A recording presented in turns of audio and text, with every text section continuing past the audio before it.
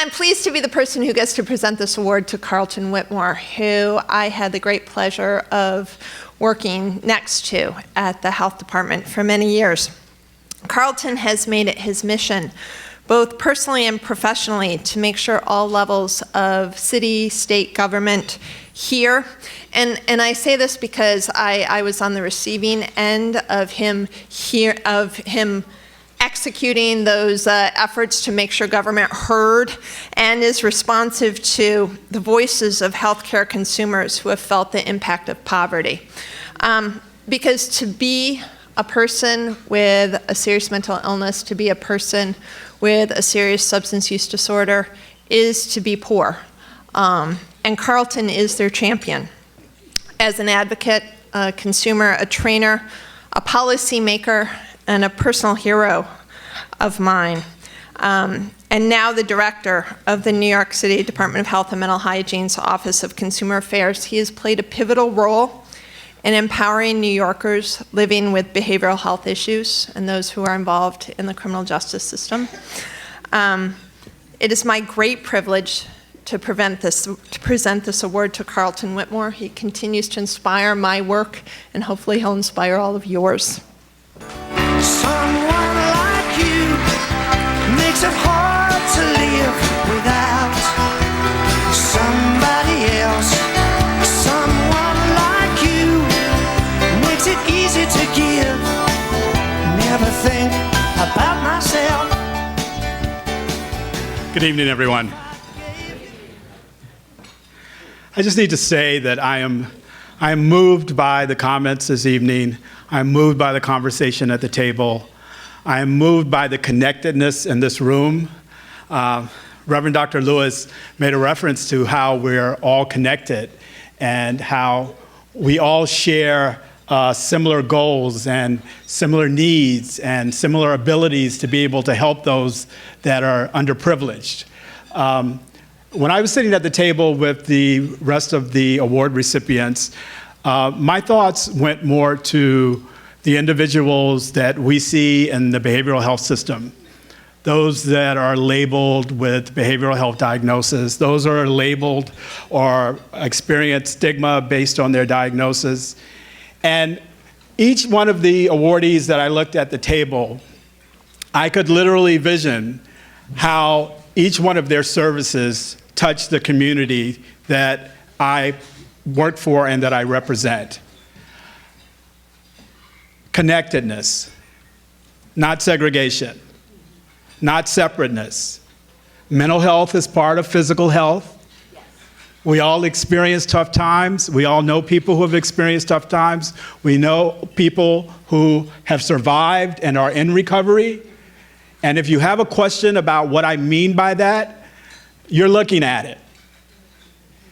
It was through the help and assistance of individuals like yourself that I was able to overcome the challenges that were placed in my life.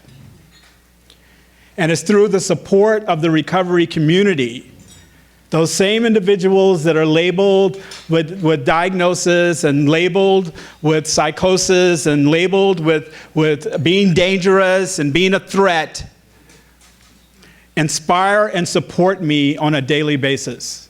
And I'm proud to be a part of that community.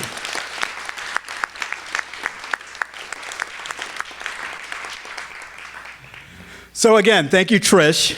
Thank you, Gary. Thank you, Andy. Thank you, Dr. Videka, the McSilver Institute team, and the Department of Health and Mental Hygiene, for whom I work. I'm truly honored to be here with you to accept this award. As Director of the Office of Consumer Affairs, my job is to ensure the voice of those with lived experience with mental health, substance use, and developmental challenges is integrated into the policy and planning within the Division of Mental Hygiene. Including the voice of those with lived experience is essential to creating a system where recovery is viewed as a realistic goal for all. The recovery approach is also reflected in the staff of my office, who, like myself, are individuals with personal experience being labeled with a diagnosis and navigating a treatment system which is challenging at best. My own recovery journey began over 15 years ago. Prior to that, I had experienced homelessness, poverty, addiction, and a host of other challenges which left me hopeless and destitute. People often ask me, what was the one thing that I credit with turning my life around? As those of us in recovery know, it's rarely one thing, but instead it's a combination of access to proper treatment, support, empowerment, person-centered approaches that allows us to move from hopelessness to hopefulness. I am one of the fortunate ones that found these supports from my family, from my friends, and from my peers.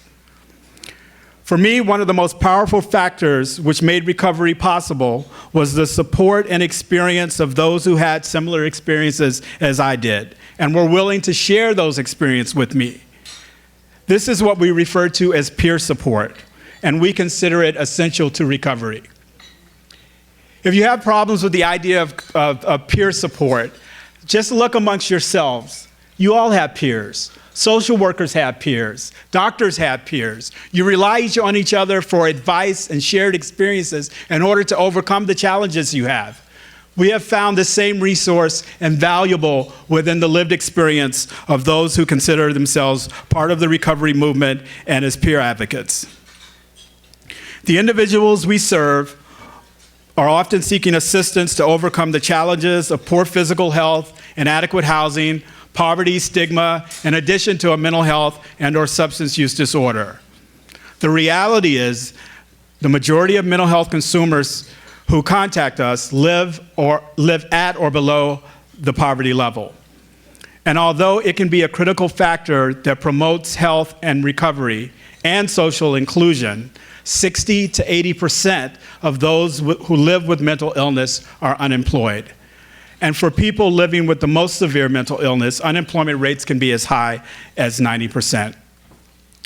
Again, I want to thank the McSilver Institute for recognizing the work of my peers, recognizing the work of a community of individuals who are interested in bettering the lives of those who are less advantaged.